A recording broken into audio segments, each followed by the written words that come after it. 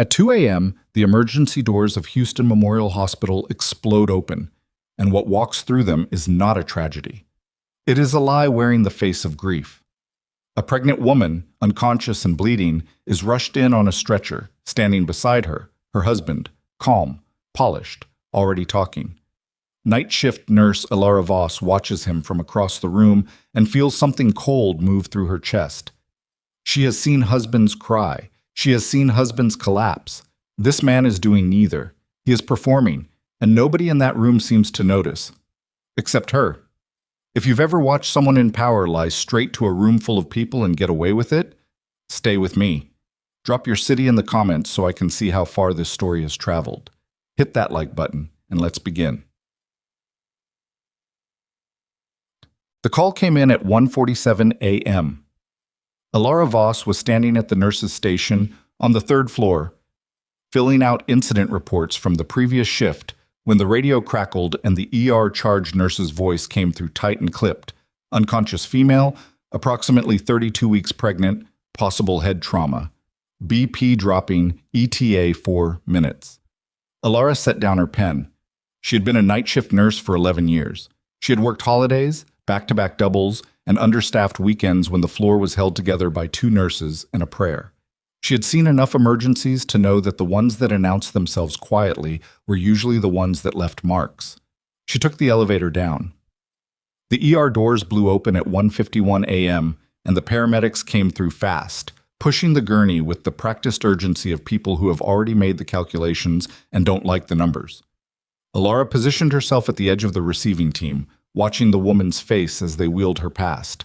She was young, late 20s, maybe 30, dark hair spread across the pillow, skin pale enough that the bruising on her left jaw stood out like something painted on. Her belly pressed against the hospital gown, full, round, alive with a child she was not currently conscious enough to protect. Alara's eyes moved to the husband. He came through the doors 2 steps behind the gurney, and that was the first thing she noted. 2 steps. Not 1. Not right there, hand gripping the rail, leaning over her face and saying her name the way terrified people do. 2 steps behind, like a man who had remembered to follow at the last moment. He was tall, suit jacket, open collar, no tie, the kind of untidy that still managed to look expensive. Dark hair, clean jaw, eyes that moved around the ER with the calm of someone assessing a room rather than searching for help. He looked like a man who had been in important rooms his entire life and had learned to make every room feel like it belonged to him. A nurse Alara didn't recognize, new hire, second week on the floor, stepped forward and began asking him questions. He answered smoothly. Pregnancy complications. Severe anemia. She had been having dizzy spells for weeks, he said. They had an appointment with her OB scheduled for Monday. He had come home to find her on the kitchen floor. He said all of it in the tone of a man reciting a prepared statement. Alara watched his hands. They were still, completely still. He stood with one hand in his jacket pocket and the other resting open at his side, and neither of them moved once. Not a single tremor, no nervous ringing, no reaching for his phone, no running fingers through his hair, no unconscious touching of his own face the way people do when they are frightened and their bodies don't know what to do with the energy. She had seen husbands come through those doors. She had seen them fall apart. She had seen them go gray and quiet in the particular way men did when they were holding themselves together because they believed falling apart would be a failure. She had seen anger, confusion, guilt, the deep animal panic of a person who might be about to lose someone they loved. This man looked like none of those things. He looked like he was waiting. The attending physician, Dr. Harlan Reyes, a compact man with reading glasses perpetually pushed up on his forehead, moved quickly through the initial assessment while Alara assisted on the left side of the bed. She pulled back the hospital gown to attach monitoring leads and stopped for a moment that lasted less than 2 seconds, long enough to see and short enough that nobody noticed she had paused. The bruising on the woman's left forearm was not new. It was not the yellowed spread of an old injury or the clean darkness of something that had happened tonight. It existed in layers, a fading green-brown beneath a sharper purple-blue, one sitting on top of the other the way paint sits on a wall that has been painted twice. The outer bruise was recent, 2, maybe 3 days. The one beneath it was older by at least a week. Alara attached the leads and said nothing. Dr. Reyes ran through the standard assessment. Pupils reactive. Fetal heartbeat strong, which was something. The head wound was real. A laceration above the left temple, consistent with a fall, consistent with striking a hard edge, consistent with many things. Alara excused herself quietly and walked to the small supply room off the corridor, where she kept her personal bag in the bottom locker. She pulled out the small black notebook she had carried since her second year of nursing, the one she used for personal observations, things that didn't belong in official charts, but that she couldn't let herself forget. She uncapped a pen and wrote the time, the patient's name from the intake form, and a single line. Layered bruising, L forearm, new over old. Husband, controlled presentation, no physical distress response. She put the notebook back. She returned to the floor. The woman's name, she learned from the intake paperwork, was Serena Whitmore. The husband was Adrian Whitmore, attorney, partner at Whitmore and Crane, a firm whose name Alara recognized from the donor plaques in the hospital lobby, from the new cardiac wing that had opened 18 months ago, from the gala photos that appeared every fall in the Houston business section. Adrian Whitmore was, by any practical measure, one of the most important men in the hospital's financial ecosystem. This information reached Alara the way most important information reached her, not announced, but assembled, piece by piece, from what she heard in corridors and what she saw in people's faces when his name was spoken. She watched Dr. Reyes adjust his posture slightly when the ER administrator came to the floor and whispered something to him. She watched the administrator then walk over to Adrian Whitmore and shake his hand. She watched Adrian nod, calm and unhurried, the way people nod when they have already made certain the outcome will be agreeable. She kept working. By 3:15 a.m., Serena Whitmore had been stabilized and moved to a private room on the maternity floor. The baby's vitals were holding steady. The head wound had been cleaned and closed. Whatever storm had brought her through those doors had been managed, measured, and filed. Adrian Whitmore sat in a chair outside Serena's room with a cup of coffee someone had brought him. He was on his phone, typing, not calling. Alara walked the corridor past him twice. The third time, she stopped at the nurse's station closest to Serena's room and pulled up the patient chart on the terminal. She was authorized. Serena was technically in her care as part of the rotation, and she moved through the records with the practiced efficiency of someone who had done it 10,000 times. What she did not find was the record of a previous wrist injury that should have been there. Serena Whitmore was a patient of Houston Memorial. She had a medical history on file. 3 prenatal visits, an allergy notation, standard blood work. But when Alara cross-referenced the chart with the patient's full history, there was a gap. A visit 14 months ago, documented only as a general consultation with no follow-up notes, no imaging record, no treatment summary. The visit existed, but everything inside it was hollow. Alara wrote that down, too. She was making her third entry in the notebook when she heard footsteps that were too deliberate for 3:30 in the morning, and she looked up to find a woman standing at the end of the corridor who had not been there a moment before.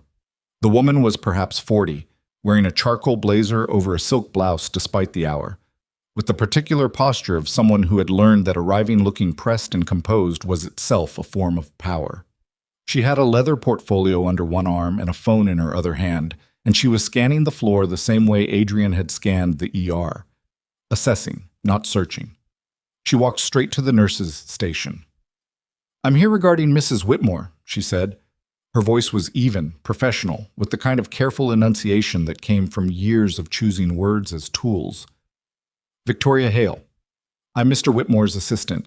He asked me to coordinate with the administrative team regarding Mrs. Whitmore's care arrangements." The overnight charge nurse, a broad-shouldered man named Danny, who had been on the floor for 8 years and had never once been successfully intimidated, looked up from his own paperwork. "Visiting hours start at 8, he said. "I'm not here as a visitor," Victoria said. "I'm here to handle some administrative coordination, nothing that affects your team's work." "Everything on this floor affects my team's work," Danny said pleasantly. Victoria held his gaze for a moment, then shifted her attention to the phone in her hand and made a call without excusing herself. She spoke briefly, quietly, turned away so the words were inaudible, and then put the phone back in her pocket and looked at Danny with an expression that had sharpened slightly. "I'll wait," she said. She sat down in the family waiting area at the end of the corridor and opened her portfolio and began writing. Alara, who had been at the terminal 6 feet away for the entire exchange, did not look up. She finished her notation, closed the notebook, and returned to her rounds. At 4:10 a.m., the hospital's overnight administrator, a mild man named Gerald, who seemed to exist in a permanent state of apology, appeared on the floor and spent 12 minutes in conversation with Victoria Hale. When he left, he stopped at the nurse's station and spoke to Danny in a low voice. Danny's expression did not change, but the tension that moved through his jaw said enough. Alara found out what was said 20 minutes later when Danny pulled her into the supply room and shut the door with a quiet click. "They want a revised documentation protocol on the Whitmore case," he said. "All nursing notes go through the attending before they're finalized. Nothing gets added to the chart without Reyes signing off first." Alara looked at him. "That's not standard procedure," she said. "No," Danny agreed. "It's not. Who authorized it?" "Gerald, acting on a request from the hospital board, apparently, or a member of it." He paused. "Whitmore is on the board." Alara said nothing for a moment. She was thinking about the layered bruising. She was thinking about the hollow chart entry from 14 months ago. She was thinking about the way Adrian Whitmore had stood with one hand in his pocket while his pregnant wife was intubated 6 feet away. "Is the order in writing?" she asked. "Not yet," Danny said. "Gerald's drafting it." "Then, until it is," Alara said, "I'm going to keep doing my job exactly the way I've been doing it." Danny looked at her for a long moment. He was not a man who gave approval easily. He mostly communicated through the absence of disapproval, but something in his face shifted slightly. "All right," he said. "Watch your back." He left. She stayed in the supply room for 45 seconds, her hand flat on the shelf in front of her, breathing. She was not afraid. That was the strange part. She knew she should be. She was a night shift nurse with 11 years of seniority and 0 political capital, and she was quietly documenting evidence against the man whose name was on the cardiac wing. But what she felt instead of fear was something closer to clarity, a narrowing. The feeling she got when everything complicated fell away and left only the immediate, essential thing. Serena Whitmore was in that room. She was 32 weeks pregnant. She had bruises stacked on top of bruises, and nobody with any power was asking the right questions. Alara picked up her notebook and went back to work. It was at 5:40 a.m. that she saw the man. She was charting at the station nearest Serena's room when she heard the elevator and looked up by instinct. The man who stepped off was not Adrian Whitmore, and he was not anyone on the hospital's staff. He was somewhere in his mid-30s, broad across the shoulders, wearing dark clothing that managed to be expensive without being formal. He moved through the corridor with the particular economy of someone who had trained himself to take up exactly as much space as he chose, and no more. 2 men came off the elevator behind him. They stayed near the elevator doors. The first man walked to the nurse's station and stopped. He looked at Alara. She looked back. "Serena Whitmore," he said. Not a question. "Are you family?" Alara asked. "Brother," he said. She studied him for a moment, the jaw, the coloring. It was there, beneath the differences. He was darker, sharper, carrying something in his posture that Serena's hospital gown stillness did not carry, but the structure of the face was recognizable. "She's stable," Alara said, "resting." "I want to see her." "She's unconscious. She needs rest." Alara paused. "And visiting hours start at 8. Something moved behind his eyes. Not anger exactly, controlled frustration. The look of a man who was not accustomed to being told what he could and couldn't do, and who was deciding, in real time, how to respond to this particular instance of it. "I'm her brother," he said again. "I heard you the first time," Alara said. "It doesn't change what she needs right now." He held her gaze. She held his. "What happened to her?" he asked. "That's a question you should ask the attending physician," she said. "His name is Dr. Reyes. He'll be back on the floor at 7. The man's jaw tightened almost imperceptibly. He looked past her, toward the closed door of Serena's room. Then he looked back. "Are you the nurse assigned to her?" "Yes." Then I'm asking you. Alara set down her pen. She thought about Danny's warning. She thought about Gerald and the protocol that was being drafted. She thought about Victoria Hale sitting in the waiting area with her leather portfolio at 4 in the morning. She thought about the name on the cardiac wing. I can tell you she's being monitored, Alara said. I can tell you the baby's vitals are stable. I can tell you that everyone on this floor is doing their job. She paused. What I can't tell you is everything I think you should know. Not yet. The man stared at her. Not yet, he repeated slowly. Come back at 7, she said. Talk to the doctor. And then, she stopped. She made a decision in the space of a breath. And then come find me. She picked up her pen and went back to her charting. The man stood at the nurse's station for another 3 seconds. Then he turned and walked back toward the elevator where his 2 associates were waiting. He did not look back. Alara did not watch him go. She already knew who he was by then. She had seen enough to make the connections. The way the 2 men near the elevator had arranged themselves.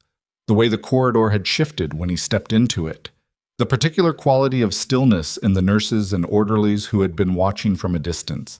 The way even Danny, who feared nothing, had straightened slightly when the elevator doors opened.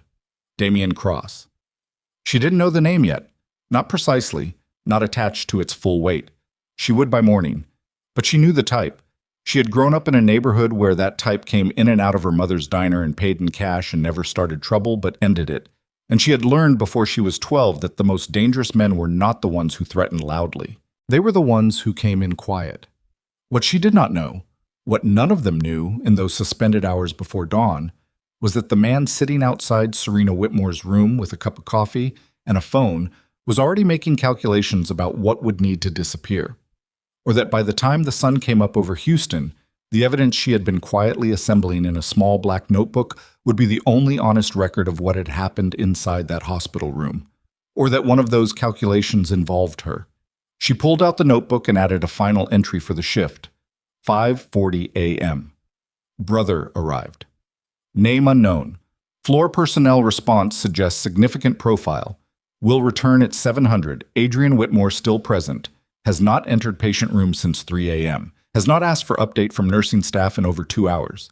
She underlined the last line, capped the pen, and sat very still in the gray light of the corridor while the hospital breathed around her, and somewhere down the hall, behind a closed door, a woman with layered bruises and a child in her belly lay unconscious, and 2 men who each believed they owned some part of her future were already moving their pieces into place. The sun came up over Houston at 6:47 a.m., and it did not care about any of them. Alara had been on her feet for 9 hours. She had eaten half a granola bar at 4 a.m. and a cup of coffee that had gone cold before she finished it, and her lower back had developed a specific ache that lived just left of center, the kind that built itself brick by brick across a long shift, and then announced itself all at once, somewhere around hour 8. She ignored it the way she ignored most things that tried to slow her down, by simply not granting them her attention. At 6:55 a.m., she checked on Serena Whitmore. The room was dim and still smelled faintly of antiseptic and the particular staleness of recycled hospital air. Serena had not regained consciousness. Her vitals were holding, blood pressure cautiously acceptable. Fetal heart rate steady at 148 beats per minute, which the monitors reported in calm green numbers that seemed almost indecent in their composure, given everything surrounding them. An IV line ran into Serena's right arm. Her left arm lay along the blanket, and Alara's gaze moved to the forearm without her deciding to look there. The bruising had darkened slightly, as bruises always did in the early hours after injury, the color deepening as the blood beneath the skin settled. Alara made her notations. She checked the IV line, checked the fetal monitor leads, checked the door when she left, making sure it latched. Adrian Whitmore was no longer in the chair outside. She scanned the corridor. He was at the far end near the window, speaking quietly into his phone, his back to the floor. His jacket was still on. His posture was still correct. 6 hours in a hospital waiting to hear whether his pregnant wife would recover, and the man looked like he had come from a meeting. Alara went to the nurse's station and found Danny finishing his shift documentation. "Has he been in to see her?" she asked, tilting her head toward the corridor window. "Once," Danny said without looking up. "Around 5. Spent maybe 4 minutes inside. Did you log it? I logged the visit, not the duration. He paused. Should I have? Alara thought about the protocol Gerald was drafting. She thought about the notation she had made at 3 a.m. She thought about the fact that Adrian Whitmore had not asked a single nurse for a patient update in over 2 hours, which was a behavior so contrary to what she had observed in 11 years of caring for pregnant women's families that it registered as its own kind of evidence. Yes, she said. Going forward, log duration. Danny looked up then. He studied her face for a moment with the evaluating expression of a man deciding how far out on a limb he was willing to climb. Gerald's memo came through, he said, 20 minutes ago. I know. It's got Rhea's signature on it. She had expected that. Reyes was a good doctor.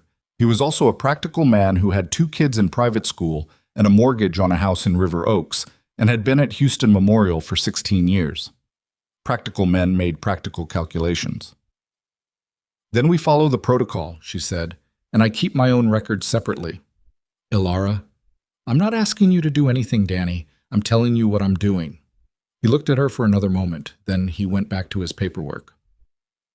Dr. Reyes arrived at 7:08 a.m., earlier than expected, which meant someone had called him. He came off the elevator, moving fast for a man of deliberate habits, and the first thing he did was go directly to Serena's room without stopping at the nurse's station. The second thing he did when he came back out 4 minutes later was look for Alara. She was already there. Walk with me, he said. They walked to the small conference room at the end of the maternity corridor, and he shut the door. The room had a rectangular table, 6 chairs, a whiteboard with the remnants of a care coordination meeting from the previous week, and a window that looked out over the hospital parking structure. Reyes stood with his back to the window and crossed his arms. You flagged concerns last night, he said. I documented observations, Alara said. That's my job. Your observations are creating a situation. A situation, she repeated. The hospital has obligations to its patients, Reyes said. It also has obligations to its donors and to its institutional relationships, and right now those things are in tension, and I need to know what exactly you have documented and what you intend to do with it. Alara looked at him steadily. She had worked under Reyes for 4 years. She respected his clinical judgment. She understood what he was carrying right now, and she did not hold it against him, not exactly. But she also was not going to give him what he was asking for. I have nursing observations related to patient care, she said. That's all. Alara. His voice dropped. Adrian Whitmore is not someone you want as an enemy. I'm not making enemies, she said. I'm taking notes. He looked at her. The particular exhaustion in his face was not from the early call-in. It was older than that. The memo stands, he said. I understand. Everything goes through me before it hits the chart. I understand. He held her gaze for a moment, looking for something. Capitulation, maybe, or at least visible uncertainty. He didn't find it. All right, he said. He uncrossed his arms. Her pressure is trending better this morning. If the fetal monitors stay clean through the next 4 hours, I'll feel more comfortable about the pregnancy. He moved toward the door. The husband wants a briefing at 9. Will you tell him what I documented? Reyes stopped with his hand on the door handle. I'll tell him what's in the official chart, he said. He left. Alara stood alone in the conference room for a moment. Through the window, she could see the parking structure's upper level and the gray early light on the concrete and a single black SUV parked across 2 spaces in a way that suggested the driver had not been concerned about the inconvenience to others. She recognized the vehicle from when it had arrived in the night. She had watched it from the window while making her 5 a.m. notations. She left the conference room and went to find Damian Cross. He was in the family waiting area at the end of the corridor, where the chairs were padded in a tired institutional blue, and there was a table with old magazines and a television mounted to the wall that nobody had turned on. He was sitting with his forearms on his knees, staring at a point on the floor, and the 2 men who had come up with him the previous night were arranged at either end of the room with the automatic positioning of people who did this without thinking about it anymore. When Alara came around the corner, Damien looked up immediately. The alertness was instantaneous. She noted that. Not someone startled awake. Someone who had not been fully asleep to begin with. He stood up. He was taller than she had clocked him at 5:40 a.m., or maybe it was that in the waiting room light she could see him more completely. The specific kind of physical authority that came not from size alone, but from the absolute absence of physical uncertainty. He moved as if he had never once been surprised by his own body. "You said come find you," he said. "I did. It's been 6 hours. Your sister needed monitoring." Something shifted in his jaw. Not anger, something more unguarded than anger. He caught it and pulled it back. "How is she?" "Stable. The baby is stable." Alara glanced at the two men at either end of the room. "Can we speak privately?" He nodded almost imperceptibly, and the two men walked out to the corridor without being told twice. Alara sat down across the table from him. She set her hands flat on her knees, not on the table. She was not going to show him the notebook. Not yet. "Your sister has injuries that are inconsistent with a single fall," she said. Damien was still. "Meaning what?" he said. It wasn't a question. It was the sound of a man who already understood but was requiring her to say it anyway. "Meaning the bruising on her left forearm has 2 distinct layers. The outer injury is recent, 2 to 3 days. The injury beneath it is older by at least a week." She watched his face. "That kind of bruising pattern doesn't come from fainting." He breathed out through his nose, a slow, controlled breath, the kind that was doing a great deal of invisible work. "What did Adrian tell the doctors?" he asked. "Pregnancy complications, anemia, that she fainted and struck her head when she fell. And the arm?" He hasn't been asked about the arm directly. Damien's eyes moved to the window. He was looking at nothing. He was doing the thing Alara had seen done before. The internal reorganization of a reality someone thought they understood. It was never fast. It never looked clean. "She's been with him 4 years, he said. Quiet. Almost to himself. "I know. I vetted him." His voice had gone flat in a particular way. "Before she married him, I had people look at him. Everything came back clean." Alara said nothing. "I was careful." The word came out with a faint edge on it, like something being tested for weight. "I'm always careful." "People who do what he appears to have done," Alara said carefully, "tend to be careful too. The ones who last are the ones who know what a background check looks for and make sure to keep it out of frame." Damien brought his gaze back to her. He looked at her the way he had looked at her in the night, with the concentrated attention of someone who didn't extend it often and wasn't certain yet whether this was a situation that deserved it. "Why are you telling me this?" he asked. "Because someone needs to know." "And the doctors?" "The doctors are working with revised protocols this morning." She said it plainly, without heat. "The hospital has institutional relationships that are creating pressure on what gets officially documented." His expression didn't change, but something in the stillness intensified. "Adrian Tarsamjin," he said. "He's on the board." Damien stood up. He didn't do it explosively. He simply rose from the chair in one controlled motion and walked to the window and put his hand flat on the glass and looked out at the parking structure. His back was to her. His shoulders were perfectly even.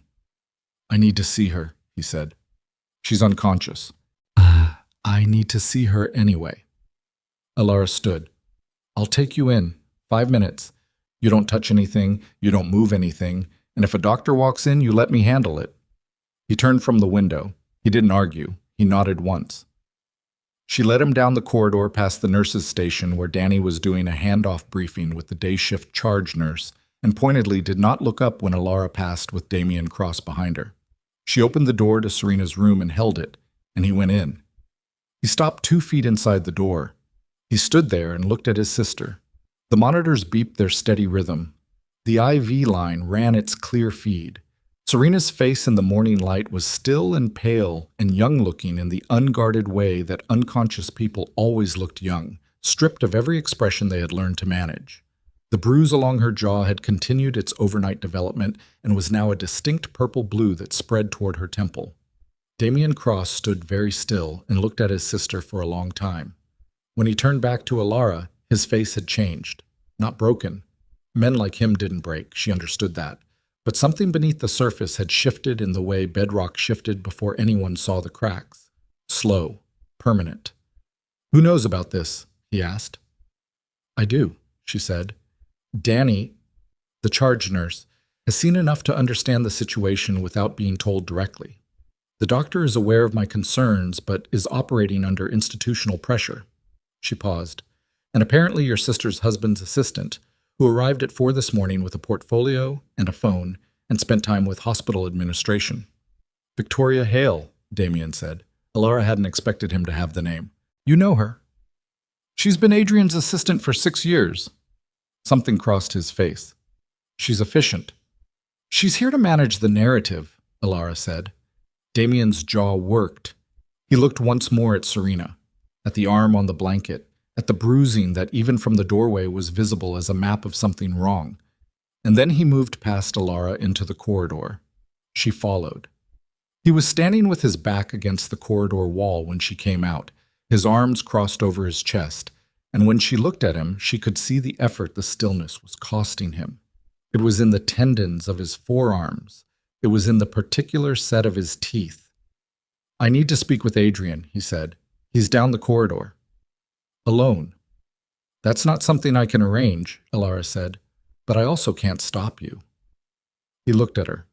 For a moment the mask slipped a fraction, not into vulnerability, but into something harder than the control he had been showing, something that lived underneath the control and didn't come up often. "If he did this," he said, "I will—" "If he did this," Alara said, cutting him off quietly, but without apology. "What matters is what happens to Serena, not what happens to him. Not yet." He stared at her.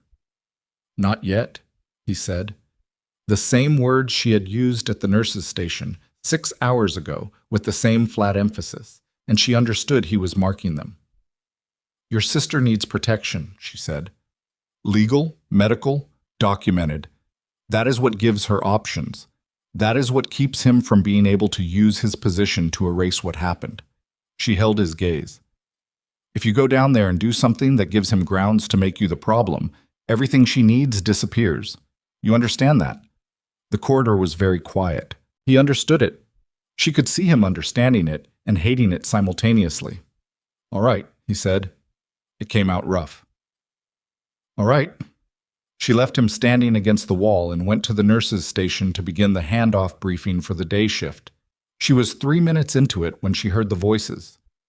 They came from the far end of the corridor, controlled at first, the particular pitch of men who had been trained in opposite schools of restraint and were meeting each other at the edge of both. She recognized Adrian Whitmore's voice, smooth and measured. She recognized the other voice as the one she had been speaking to for the past 20 minutes. She excused herself from the handoff. By the time she reached the corridor junction, Adrian and Damien were standing 6 feet apart. Adrian still had his coffee. His jacket was still on. He looked, Alara thought, like a man who had been expecting this moment and had spent the night preparing for it. Damien had his hands at his sides. "She's being taken care of," Adrian was saying. "The doctors are optimistic." "What happened to her arm?" Damien said. "The fall." "Her arm, Adrian. The bruising." "She's had circulatory issues throughout the pregnancy. She bruises easily." "There are 2 separate bruises on top of each other," Damien said. His voice was very even. Too even. "One of them is at least a week old." Adrian's expression didn't shift. He took a small sip of his coffee. "I don't know what you think you're seeing," Adrian said, "but I think you should let the medical staff make those determinations. They're qualified. You're not." A small pause. "And frankly, Damien, I'm not sure this level of scrutiny is helpful to Serena right now. She needs rest. She needs stability. She needs answers." "She needs her husband making sure she gets the best care available," Adrian said. "Which is what I'm doing." His eyes moved briefly to Alara, then back. "Is this woman bothering you? Because I can have her reassigned." Damien's head turned slowly toward Alara and then back to Adrian, and the movement was so deliberate and so loaded that even Adrian, for just a fraction of a second, went slightly still. "No," Damien said. "She's not bothering me." "Good," Adrian said. He adjusted his grip on the coffee cup. "Then I think we should all take a breath and focus on what actually matters here." "I am focused on what matters," Damien said. The two men looked at each other across 6 feet of institutional flooring, and the weight in that corridor in that moment was something Alara could feel against her skin.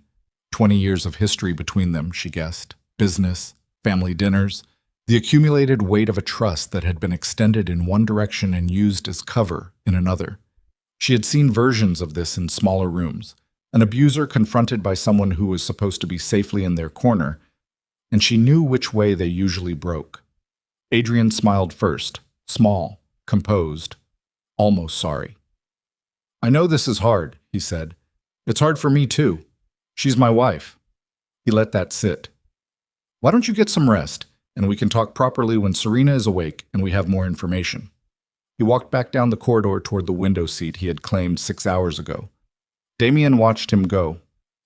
Alara came to stand beside him, not close, not touching, but within speaking distance.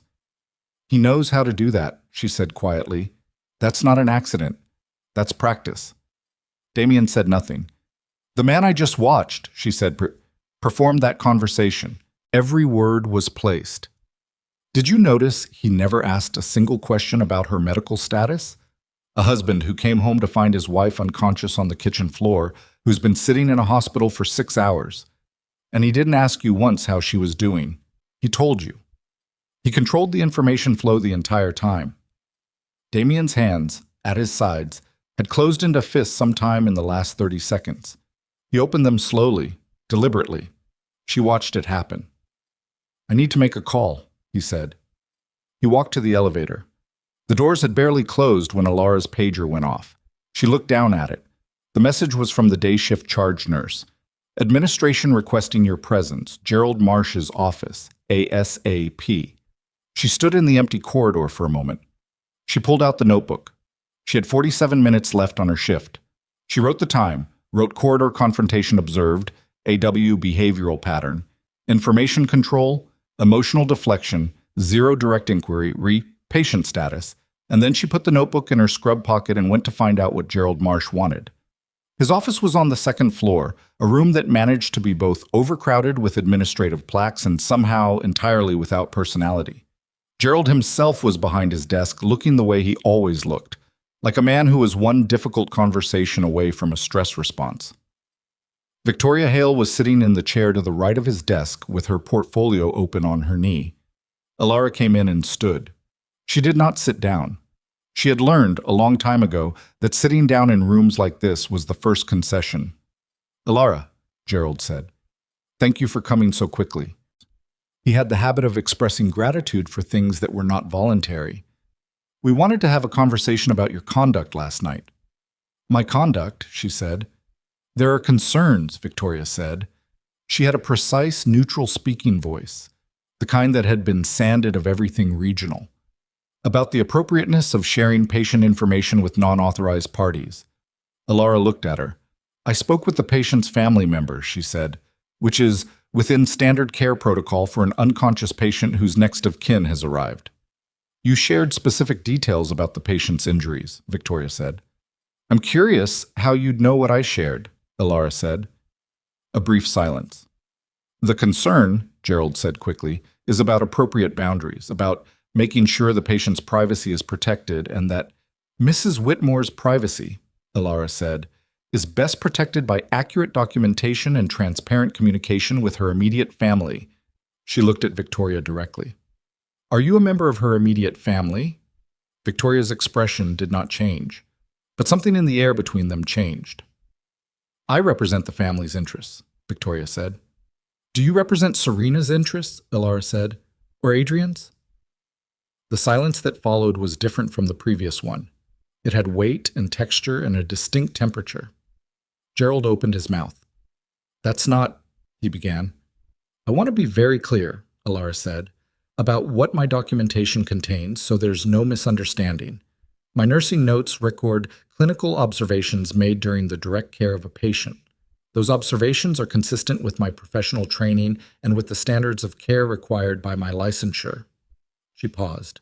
If there is pressure being applied to alter, restrict, or selectively exclude those observations from the official record, I need that pressure documented in writing, with the name and position of whoever is requesting it.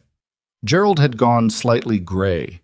Victoria was looking at Alara with an expression that was not quite readable. Not quite anger, not quite respect. Something that occupied the complicated space between the two. "Nobody is asking you to alter anything," Gerald said. His voice had a faint quality of desperation now, the sound of a man who had thought this meeting would go differently. "Good," Alara said. "Then I'll continue doing my job." She left the office. In the elevator going back up, she stood with her eyes closed and her hand braced against the wall and let herself feel the shake that she had not allowed in Gerald's office. It moved through her hands first, a fine tremor she recognized as the body processing what the mind had been too busy to deal with, and she breathed through it in 4 counts and let it go. When the doors opened, Marcus Vale was standing in the 3rd-floor corridor.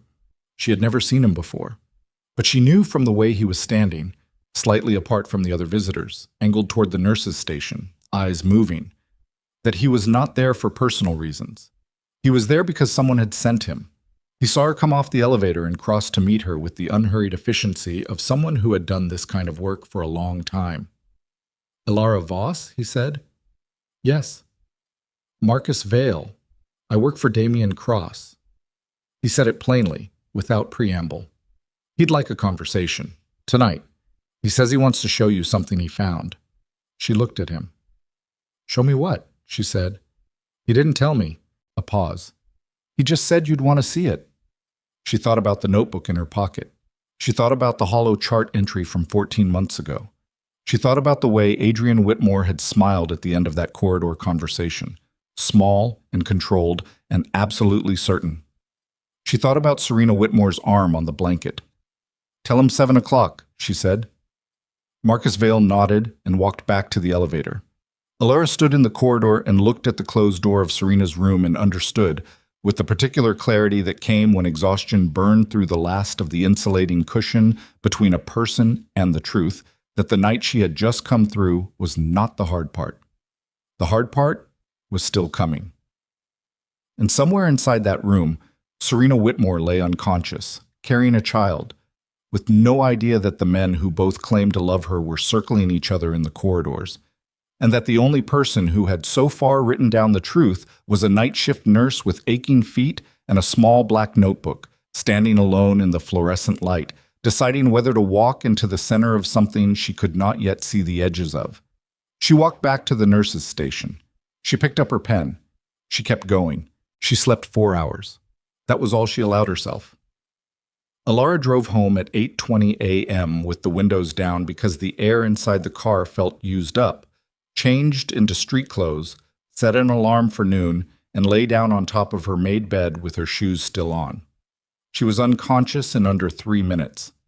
When the alarm pulled her back up, she lay still for a moment with her eyes open, looking at the ceiling, letting the events of the previous night reassemble themselves in the correct order. She did this deliberately, the way she always did after a difficult shift. Not rushing it, not looking away from any part of it, just letting it settle into its actual shape before she had to act on it again. Then she got up, washed her face, ate something she wouldn't remember eating, and drove back. Damien Cross was already at the restaurant when she arrived at 7:02 p.m. It was a small place in Midtown, the kind with dark wood booths and lighting that had been calibrated for privacy rather than atmosphere. He was at a corner table, not facing the room, which surprised her, given what she had assessed of him. And then she noticed the man positioned near the door and understood that Damien Cross did not need to face the room himself. Marcus Vale was not present. Damien stood when she approached. Old habit, she registered, or something performing old habit. He gestured to the seat across from him. She sat. There was a folder on the table between them. Thin, brown, nothing written on the outside. Neither of them reached for it immediately. "You went home," he said. "I worked a 12-hour overnight shift," she said. "I needed 4 hours. I didn't sleep." "I can see that." He looked, in the artificial dimness of the restaurant, like a man who had spent the daylight hours doing something that had cost him without showing it. The shadows under his eyes were not new. She didn't think Damien Cross was a man who slept 8 hours under normal circumstances. But they were deeper now, and the careful arrangement of his composure had the quality of something that had been reconstructed after coming apart. "Tell me what's in the folder," she said, "before I look at it." He looked at her for a moment. Then he put his hand flat on top of the folder, not opening it. 14 months ago, he said, Serena was treated at a private clinic in Memorial. Not here, a private facility outside the hospital system. Dr. Philip Arden. The clinic handles high-end clients who want their medical situations kept off the main hospital record. He paused. Arden is on Adrian's personal retainer. Has been for 6 years. Alara held very still. She came in with a fractured wrist, Damien said. Hairline fracture, radial styloid, consistent with the defensive injury, the kind you get when you put your arm up to block something. His jaw moved. Arden documented it as a sports injury. Tennis. He noted she had been playing competitively. He let a breath out. Serena has never played tennis. Not once in her life. The information landed in the way that bad information always landed. Not explosively, but with the particular weight of something that made everything already known rearrange itself into a more terrible configuration.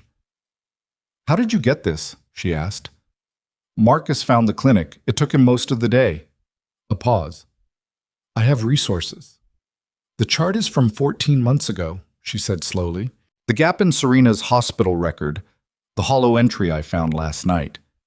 Adrian had the original consultation note filed at Houston Memorial to create a paper trail showing she was seen," Damien said, without any specifics that could raise questions. "He controls what Arden documents and where. He's been doing it for a long time." He removed his hand from the folder. "There's more." She opened the folder.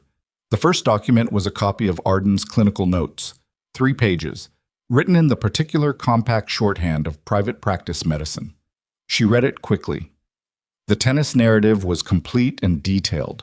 Date of injury, mechanism, recommended treatment. Neat, seamless. The kind of lie that worked because it was proportionate, not overwrought, not suspiciously detailed, just enough. The second document was a financial record. She studied it without speaking. A series of transfers, corporate account to corporate account, money moving through 2 intermediary LLC structures before arriving at Arden's clinic's operating account. Regular. Quarterly. The amounts were not enormous. They were exactly the size of payments that were meant to look like retainer fees. The third document was a photograph. It was printed on plain paper, a copy of something digital, slightly degraded in quality but clear enough. It showed Serena Whitmore seated in a restaurant, a glass of water in front of her, wearing a long-sleeved blouse in what looked like summer. Her posture in the photograph was the posture of someone who had learned to hold themselves in a specific way. Shoulders slightly inward, head at a particular angle, occupying minimal space. Alara recognized that posture not because she had clinical training in it, but because she had seen it before, in other women, in the particular physical vocabulary that developed when someone had spent time making themselves smaller. The photograph was dated 13 months ago. "Where did you get this?" she asked. "A restaurant near River Oaks." Marcus pulled their security archive. His voice was very flat. "Look at her left wrist." Alara looked. Beneath the edge of the long sleeve, just visible where the cuff had shifted, was the shadow of a brace. Medical. The kind worn during recovery from a fracture. She set the photograph down. The silence at the table was dense. "He's been doing this for at least 14 months that we can document," Damien said. "Probably longer." He stopped, started again. "She was wearing long sleeves in July." Alara did not say anything. She understood the full weight of what he had just said, not the factual content of it, which was already devastating enough, but the specific quality of the pain underneath it. He had spent the day building a case against a man he had chosen, against a man he had trusted with the most important thing he had. "I vetted him," Damien said again. It came out differently than it had the first time, in the waiting room that morning. Then it had been a statement of defense. Now it was something closer to a wound being pressed. He kept it off the grid deliberately, Ilara said. Private clinic, controlled documentation, corporate payment structures. He built a system. She paused. You can't vet what doesn't exist on paper. Damien's eyes moved to the window beside the table. Outside, Houston moved through its evening, cars and streetlights, and the ordinary noise of a city that didn't know or care about what was happening in this particular dark booth. I should have seen it, he said. She didn't tell you, Ilara said. That's not an accident either. He made sure she didn't. How? She looked at him directly. He used you, she said. He used your reputation, your life. Whatever the specifics were, I'm willing to bet that part of the control he had over her involved making her believe that telling you would make things worse, that it would put her in the middle of something more dangerous than staying silent. The change that moved through Damien's face in the next 3 seconds was the most unguarded thing she had seen from him. It was not grief exactly, and it was not rage exactly. It lived in the space between them, in the exact location where a man discovered that the weapons he had built to protect someone had been turned around and aimed at her. He said nothing. He looked at the photograph. She needs you to be steady, Ilara said quietly. Whatever you feel right now, and I understand what you feel, she needs the person across the table from me to be the version of you that thinks before it moves. She held his gaze. Can you be that? He looked at her for a long time. I don't know, he said. It was, she thought, the most honest thing he had said to her. Then that's where we start, she said. She collected the documents, ordered them carefully, and placed them back in the folder. She kept the folder on her side of the table. I need to go back tonight, she said. Serena may be conscious by now, or close to it. If she is, and if she's willing to talk, her testimony matters more than anything in this folder. Physical evidence without testimony gets challenged. Testimony without physical evidence gets dismissed. We need both. She won't talk, Damien said, immediate, certain. She's been protecting this secret for over a year, maybe longer. She won't just... She might, Ilara said, if the right person is in the room with her. Someone she trusts enough to believe that speaking won't destroy everything. I should be the one... No. She said it quietly, but with no flexibility in it. Not yet. She has to come to that herself. If you walk in there first, the first thing she'll feel is the weight of what she thinks she owes you, the guilt of having kept it, and the terror of what she thinks you'll do. She paused. Let me go first. If she's ready to talk, I'll come get you. He hated it. She could see him hating it. The removal of agency from a man whose entire architecture was built on action and control and the immediate application of force to problems. Asking Damien Cross to wait in a corridor while someone else handled something critical was like asking a river to stop moving. But he nodded. She left the restaurant at 7:48 p.m. and drove back to Houston Memorial under a sky that had gone the particular bruised purple of late evening, and she was halfway through the parking structure when her phone buzzed. It was Danny. She picked up before the second buzz. She's awake, he said. Has been for about 40 minutes. She's asking for water and she won't talk to anyone. A pause. Adrian's been in the room for the last 20 minutes. I can't get him out. She hasn't asked him to leave. Ilara's hand tightened on the phone. I'm in the parking structure, she said. I'll be there in 4 minutes. One more thing, Danny said. His voice dropped. Security footage from the private corridor near Serena's room, the segment between 2 and 4 a.m. It's gone. Server shows it was accessed and overwritten at 6:15 this morning. A beat. Victoria Hale badged into the security office at 6:08. Ilara stood in the parking structure with the phone at her ear and the concrete cold at her back and let that settle. Okay, she said. Okay, Danny said. I'm coming up, she said.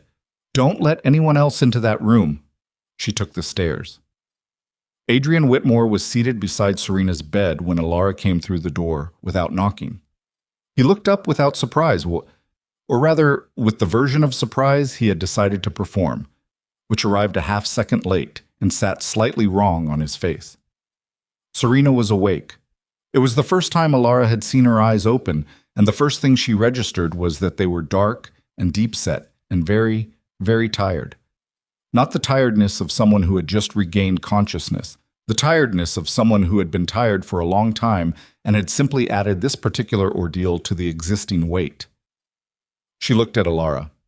Adrian said, "Visiting hours?" "I'm her nurse," Alara said. She moved to the monitoring station on the left side of the bed, put her back to Adrian, and focused on Serena. "Mrs. Whitmore, I'm Mafia Boss. I've been your nurse since last night. How are you feeling?" Serena's eyes moved to Adrian and then back to Alara. "Thirsty?" she said. Her voice was rough from disuse. "I'll get you water." Alara poured from the pitcher on the bedside table, handed the cup, and watched Serena's hands as they wrapped around it. The left hand, the wrist. The tendons moved normally. The fracture from 14 months ago had healed. But the muscle memory of the injury was still there, she thought, in the careful way Serena held the cup slightly off-center, unconsciously distributing the weight. "She needs rest," Adrian said from his chair. "She just woke up. This isn't the time for—" "Mr. Whitmore," Alara said without turning, "I need to check her vitals and do a brief assessment. That's standard post-recovery procedure. It'll take about 10 minutes. You're welcome to wait outside." A silence. "I'm staying," Adrian said. "That's your choice," Alara said. She turned to him then, and she looked at him with the full measure of professional composure she had spent 11 years building, and she said, "Then please don't interrupt the assessment." She turned back to Serena.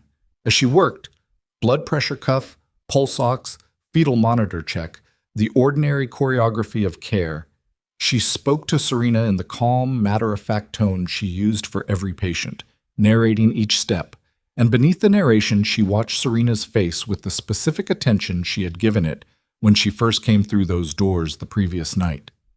The way her eyes moved, the way her breathing changed when Adrian shifted in his chair, the almost imperceptible tension that moved through her shoulders at the sound of his voice.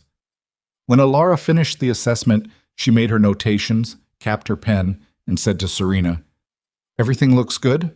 The baby's doing well." She paused. "Is there anything you need? Anything you want to tell me?" She said the second question exactly the way she had said the first. Same tone, same weight, nothing to distinguish it for Adrian, who was watching from 6 feet away. Serena looked at her. Something moved through her eyes. A rapid, private calculation, the kind done by someone who had learned to make these calculations in fractions of seconds. "No," Serena said. "All right." Alara picked up the chart. "I'll check back in an hour."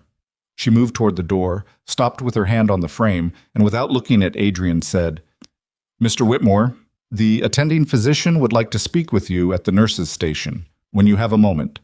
She felt rather than saw the brief suspension of his attention, the half-second assessment of whether this was a real request or a maneuver. She kept her posture easy, her back to him, and waited.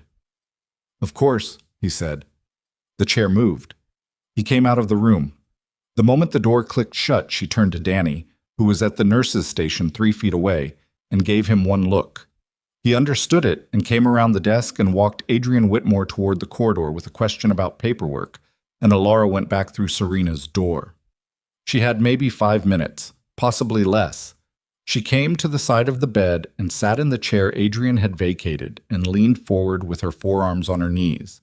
Not the nurse posture, not the clinical distance, just 2 people in a room. And she looked at Serena directly. "I know you said no," she said. "You don't have to say anything. But I need you to know what I know, and then whatever you decide is yours to decide." Serena was very still. "I found the layered bruising on your arm last night. I documented it before anyone could ask me not to." Alara kept her voice low and level. "This morning I found the gap in your hospital record from 14 months ago." She watched Serena's face as each piece landed. "And tonight I saw Dr. Arden's clinical notes from the private clinic, the fractured wrist, the tennis story." Serena's eyes closed. They stayed closed for a long time. When they opened, what was in them was not surprise. There was no shock in her face, no reorientation. There was only the particular exhaustion of a person who has been waiting for a specific thing to happen and can finally, at enormous cost, stop waiting. He told me no one would believe me, Serena said. Her voice was very quiet. He said I had no money of my own, no career, nothing in my name. He said if I tried to leave, he'd have me declared unfit. She stopped. He said he'd use Damien. Use him how? In court. His criminal record. His associates. Adrian said any judge would take one look at who my family was and decide I was an unfit environment for a child. Her hand moved to her belly without her seeming to notice. He said Damien would destroy everything trying to protect me, and the baby would end up with him. Alara sat with that. How long? She said. The wrist was the third time. Serena's voice had gone to the flat steadiness of someone reciting something they have rehearsed surviving. The first was 18 months ago. Before that, he'd never touched me. And then one night he did. And the next morning he was so... She stopped. It doesn't matter what he was the next morning. It happened again. It matters, Alara said. He's very good at being sorry, Serena said. The way she said it was not bitter. It was something colder and more accurate than bitterness. He's the best sorry I've ever seen, and then the next time is worse than the one before, and the sorry gets better to compensate. Her eyes moved to the window. I stayed because I thought I could manage it, because I thought if I was careful enough and quiet enough, it wouldn't escalate, because I was 3 months pregnant and terrified, and every lawyer in Houston knows his name. She looked back at Alara, and because I was afraid of what Damien would do. He's here, Alara said. Serena's breath caught. He came last night, Alara said. He's been here all day. He found the records from the private clinic on his own. She held Serena's gaze. He knows. The silence that followed had a specific texture. It was the silence of a person absorbing something they had both dreaded, and somewhere beneath the dread, needed. He'll go after Adrian, Serena said. He wants to, Alara said. He's choosing not to, at least for now. She paused. He's in the parking structure. I asked him to wait. Something moved across Serena's face, complex and rapid, too many things at once to name individually. She pressed her lips together. Her hand was still on her belly. If I talk, she said. If I say it officially, sign something. It changes everything, Alara said. For you, for the baby. It removes his ability to control the narrative because the narrative becomes yours. He'll fight it. He has lawyers, Alara said. You'll have evidence. My documentation, the private clinic records, your testimony. Those are different things. She leaned slightly forward. Serena, the security footage from outside your room was deleted this morning. His assistant did it. That's obstruction. That's a criminal act on top of everything else. And it's documented because the server logged the access. She held the eye contact. He's already panicking. People who are certain they're going to win don't delete security footage. Serena looked at her for a long time. I need to see Damien, she said. I'll get him. Not yet. She exhaled slowly. Get me something to write with first. Alara reached into her scrub pocket and pulled out the pen she had been using all night, all day, all the long grinding hours of this particular crisis, and she held it out. Serena took it with her right hand, the steadier one. Alara turned to the rolling table beside the bed, found the patient notepad kept there for families to leave messages, and set it in front of her. Serena looked at the blank page. She started writing. She wrote for 6 minutes without stopping, in a hand that trembled at first and then steadied, and Alara sat in the chair beside her and did not read over her shoulder, and did not speak, and did not allow herself to look at the door, even though she knew Adrian Whitmore would come back through it eventually, and that 6 minutes was longer than 5 and the margin was getting thin. When Serena stopped writing, she set the pen down. She looked at what she had written for a moment. Then she signed the bottom of the page, a full signature, not a scrawl, and folded the paper in half and held it out to Alara. Don't let him see that, she said. Alara took it. She folded it again and put it in her chest pocket inside, against her body. She was standing up from the chair when the door opened. Adrian Whitmore came back into the room, and he looked at the two of them. At Serena's face, at Alara's standing position, at the rolling table and the notepad on it, and something in his expression shifted. It was very small and very fast, there and then controlled, but Alara saw it, and she saw him see that she had seen it. And in that fraction of a second, the particular pretense they had both been maintaining, the performance of a nurse doing her job and a concerned husband doing his, cracked cleanly down the middle. He looked at the notepad on the rolling table. "What is that?" he said. "Patient notes," Alara said. She moved the notepad off the table and tucked it under her arm with the casual efficiency of someone tidying up. "That's not a medical form," he said. "Mr. Whitmore." "Give it to me." The room went very quiet. Serena's hand was tight on the bedrail. She was not looking at Adrian. She was looking at Alara with the fixed intensity of a person watching the only exit. Adrian crossed the room toward Alara with the smooth, unhurried movement of a man who is absolutely certain that his size and his position and the entire infrastructure of his life entitled him to whatever he had decided to take. And Alara did not step back, and she did not step forward. She simply stood where she was with the notepad under her arm and looked at him. "If you touch me or that notepad," she said, "this room has a monitor that shows a continuous vital feed with timestamp, a call button with an audio log, and a nursing station 12 feet down the hall with 3 staff on shift." He stopped. He was 18 inches from her face. He was, she thought, a man who had never been told no by someone who was not afraid of him, and the experience was doing something to the careful architecture of his composure that all his years of practice had not prepared for. "Get out of this room," he said. "I'll be back to check on Mrs. Whitmore in an hour," Alara said. "As I told her." She walked out. In the corridor, she moved fast, not running, and turned the corner to the stairwell door and pushed through it and went down one flight and stopped on the landing. She pressed her back against the wall and put one hand over the chest pocket where Serena's folded statement was sitting against her sternum. Her phone was already in her other hand. She called Damien. He picked up on the first ring. "She wrote a statement," Alara said. "Signed it. She wants to see you." A breath. "But we have another problem." "Tell me," he said. "When I was in there, your phone was off between midnight and 4 a.m. last night," she said. "Were you reachable?" A pause. "I was at a meeting," he said carefully. "Internal. My phone was off by protocol."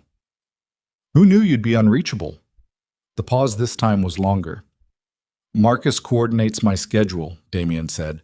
His voice had changed, a different quality of stillness entering it, the kind she was beginning to recognize as the sound of Damien Cross processing something he didn't want to be true. "And Garrett Kane has full access to—" He stopped. "Someone told Adrian you wouldn't be reachable last night," Alara said. "Someone who knew your schedule, someone who knew the window." She held the phone tight. "Adrian didn't bring Serena in randomly at 2 a.m. He chose that window." The silence on the line had weight. "Garrett Kane," Damien said. Not a question. "I don't know that name," Alara said. "But you do." She could hear him breathing. "Get Serena's statement somewhere safe," he said. "Right now. Make copies. Don't put it anywhere electronic." "Already planned," she said. "I need an hour," he said. "For what?" "To find out how deep this goes," he said, and the quietness in his voice was the most frightening thing she had heard from him yet, because it was the quietness of a man who had just discovered that the enemy was not only in front of him, but had been standing behind him the entire time, and was now calculating, with cold and total precision, exactly what that meant. The stairwell door above her opened, and footsteps came down, fast, and she looked up to see Marcus Vale taking the stairs 2 at a time. He stopped on the landing above her and looked down. His expression was wrong, not the neutral professional efficiency she had read from him all day. Something else underneath it now, something that didn't belong there. And in the half-second before she could fully name it, he said, "I need that statement." Alara's hand pressed flat against the pocket. "Damien sent you?" she said. A pause that lasted exactly 1 beat too long. "Yes," Marcus said. She looked at him. She looked at him the way she had looked at Adrian Whitmore in the early morning hours of the previous day, with the specific attention of someone who had learned to read what people were not saying in the gap between what they offered and what they meant. 1 beat too long. Alara did not move. She stood on the landing with her back against the wall and her hand flat over her chest pocket, and she looked at Marcus Vale on the stairs above her, and she counted the beats of her own pulse the way she counted them when a patient's vitals were sliding and she needed to think clearly and fast and without the luxury of being wrong. One beat too long. That was all it had been, one beat. But she had spent 11 years reading the pauses between what people said and what people meant, in rooms where the difference mattered, and that single beat was a room she was not going in. "Call him," she said. Marcus's eyes didn't move. "What?" "Call Damien right now. Put him on speaker." A silence that lasted exactly as long as it needed to in order to confirm what she already knew. Then Marcus's hand moved, not toward his phone, toward her, and Alara was already moving when he moved, not away from him but sideways along the landing wall toward the door back into the hospital corridor, and she hit the push bar with her shoulder and came through it fast and turned left without breaking stride, because left was toward the nurses' station and people and light. She heard the stairwell door behind her. She did not run. Running in a hospital corridor pulled attention, and attention right now was the only currency she had that was worth anything. She walked fast, purposeful, the way she walked every shift, and she pulled out her phone as she walked and called Damien, and it rang once and he picked up. "Marcus just tried to take the statement," she said, low, fast. "He's behind me in the corridor." A beat. Not one beat too long this time. Exactly the right length. The beat of a man receiving information he had been in the process of verifying. "Where are you?" "Third floor, near the nurses' station." "Don't stop moving. Danny's still there." "Should be." "Get to Danny. Stay where there are people." His voice was flat and controlled, and underneath it something was burning. "I'm coming up." She pocketed the phone and came around the corner to the nurses' station where Danny was doing medication reconciliation with the evening pharmacist, and she came up beside him close enough that he looked up immediately and read her face. "Stay here," she said quietly. "Don't ask me why yet." Danny set his pen down. She turned. Marcus Vale had come around the corner and stopped when he saw the nurses' station, saw Danny, saw the pharmacist, saw the two orderlies charting at the terminal. His face was doing the rapid calculation of a man who had made a move and was now assessing the cost. He looked at Alara. She looked back. He didn't come any closer. He stood at the corridor junction with his hands at his sides and a look in his eyes that was not quite threat and not quite plea, but something corroded in between. The look of a man who had made choices over a period of time that had seemed manageable and had suddenly, tonight, stacked themselves into something he couldn't see over. Then the elevator opened and Damien Cross came off it, and the corridor changed. He was moving with a different quality than he had at any point in the preceding 24 hours. The controlled stillness was gone. Not replaced by visible anger. It was beyond anger now, in the place past anger where everything burned cold and clear. He walked straight to Marcus and stopped 2 feet from him and said nothing for 3 seconds. Marcus opened his mouth. "Don't," Damien said. The word was quiet. It was the quietest thing Alara had heard him say. It was the most frightening. Marcus closed his mouth. "How long?" Damien said. The question had no inflection. It was not asking for context or explanation or the particular narrative that made the betrayal comprehensible. It was asking for one piece of information, the way you asked for the caliber of the weapon after you'd already been shot. Marcus looked at the floor, then at Damien, then at the floor again. 8 months, he said. The number dropped into the corridor and settled there. 8 months, Damien said, not repeating it for emphasis, processing it. The architecture of 8 months. The meetings attended, the information passed, the schedule shared, the window provided to Adrian Whitmore on the night he chose to bring his pregnant wife to the hospital and control every variable of what happened next. Garrett approached me, Marcus said. He said it was just operational information, nothing that would... She could have died, Damien said. Marcus said nothing. The baby could have died. The words were not loud. They didn't need to be. They occupied the corridor the way weight occupied a room, not by filling the air, but by changing the pressure of everything in it. I didn't know he was going to... Marcus started. You knew enough, Damien said. You knew the schedule. You knew the window. You gave it to Garrett, and Garrett gave it to Adrian, and you knew what Adrian was. He looked at Marcus with the particular look of a man who has no room left for self-deception about what is in front of him. You knew what he was doing to her. Marcus's jaw tightened. I needed. He stopped. What did you need? Damien said. Silence. What did he offer you, Marcus? Marcus raised his eyes. In them was the complicated wreckage of a man who had told himself a story about his own choices for 8 months and was now in the presence of someone who would not accept the story. And the story was disintegrating in real time, and underneath it was just the bare and ugly fact of what he had done. A way out, Marcus said. He offered me a way out. Damien looked at him for a long moment. Then he turned away. Not explosively, not with any performance of disgust or finality.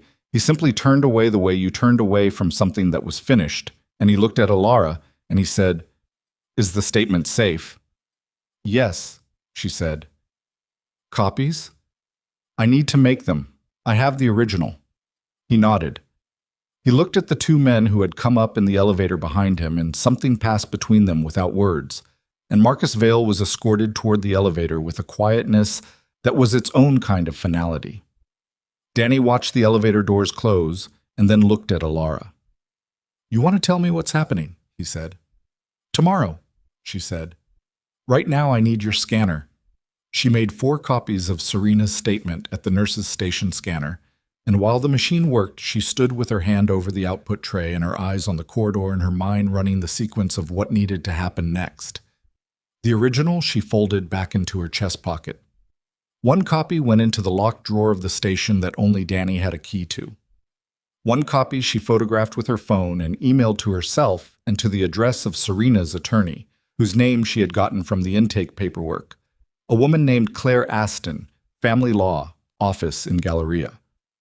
The 3rd copy she kept on her person. The 4th she was still holding when Damien came back from wherever he had gone with his 2 men, and she held it out to him. Her attorney's name is Claire Aston, Alara said. She needs to be reached tonight if possible. I know Claire Aston, Damien said. He took the copy without looking at it, folded it, put it in his jacket. She's good. Good enough for this? Yes. He looked at the door to Serena's room at the end of the corridor. Adrian's still in there? He said. Unless he left while I was in the stairwell, Alara said, which is possible. I'm going in, Damien said. She asked for you, Alara said. But Damien, he looked at her. Not a war, she said. Not tonight. Tonight is for her. He held her gaze. She could see the cost of it, could see the 8 months of betrayal and the 14 months of documented injuries and the image of the photograph. Serena in long sleeves in July, in a restaurant, alone, managing a fractured wrist in secret, all of it pressing against the inside of the composure he was maintaining, and she watched him hold it. Not tonight, he said. He walked to Serena's room. He paused outside the door with his hand on the frame, and for a moment he was just a man standing outside a door, and the power and the reputation and everything built around him fell away and left something simpler and more damaged. He breathed in once. He opened the door. Alara watched him go in. She did not follow. What happened in that room in the next 37 minutes was not something she witnessed. She heard it only in fragments. No voices raised. Once the low sound of something that might have been a man making a sound he had been holding for a long time. Once the specific silence that settled when 2 people had said the things they had been not saying for years. She sat at the nurse's station and did her documentation, and she let them have it. When Adrian Whitmore came out of the room, he came out fast. He had been in there when Damien went in. She understood that now. He had heard the door, had been in the room for the entire conversation, had stood in the corner or by the window and listened to his wife tell her brother the truth, with her signed statement already in 4 locations he didn't know about. He came out of that room looking like a man who had been standing on something solid for 4 years and had just felt it give. He saw Alara at the nurse's station. He walked straight to her. She stood up. He came to the station counter and put both hands on it and leaned forward, and she could smell the coffee and the long day, and under it something sharper, the particular smell of a man whose body was processing fear through chemistry. Whatever you think you've done, he said. His voice was very controlled, more controlled than anything she had heard from him, which told her exactly how much was happening underneath it. You've involved yourself in a private family matter using information you obtained in violation of patient confidentiality. I documented clinical observations, Ilara said. You shared those observations with unauthorized parties. I communicated with the patient's next of kin regarding her care. That is within my scope. You're a night shift nurse, he said. The contempt in it was practiced. She could hear that it had been used before, on other people, to produce a specific effect. You have no legal standing, no authority, and no understanding of what you've walked into. I have a notebook, Ilara said, and copies of its contents in 3 locations. Something moved through his face, quick and cold and very close to what it actually was before he pulled it back under the control. You'll be terminated, he said. This hospital needs donors less than it needs its nursing license, Ilara said. She kept her voice exactly level. The board will calculate that. They always do, eventually. I'll sue you personally. For documenting bruises? She said. He stared at her.